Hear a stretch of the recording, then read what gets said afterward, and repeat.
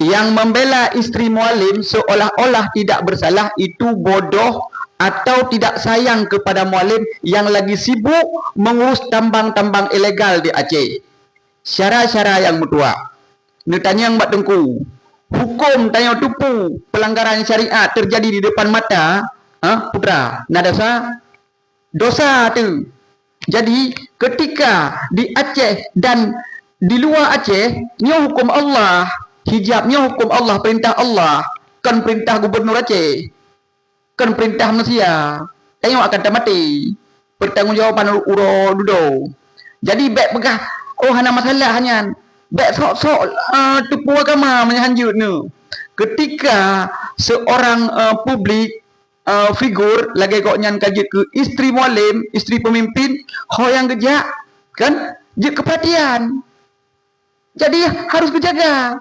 Muallim tengah sibuk mesti mikir masalah beko yang kayak perusahaan hutan, ya kan? Dan melaki kan baik oleh ke terbit beko sekarang nanti masuknya teman-teman beliau, ya kan? Kita mengharapkan keadilan dari muallim dalam tambang ini. Jangan mengusir yang sudah ada, ya kan? Memasukkan kawan-kawan beliau. Begitulah kira-kira. Ini nasihat untuk muallim. Saya bukan penjilat muallim. Saya sayang kepada muallim.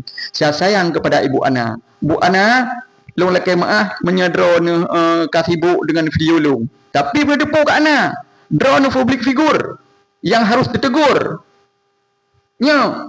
Alhamdulillah, watai kejak Bandar Aceh kagak pakai jilbab. Ya.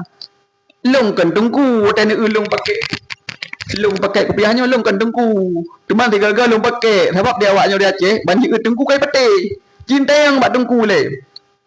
Tanya kemungkaran. Urang nak pakai jilbab nak wajib tegah, menyahai tegah dan tegah ngati. Baik tak biarkan. Apalagi tanya sidro urang inang pejabat. Mana mengatat berarti wadah dajak ulwa uragam dorinang buka aja jilbab. Tak berlaku syariat di Aceh mendangkan.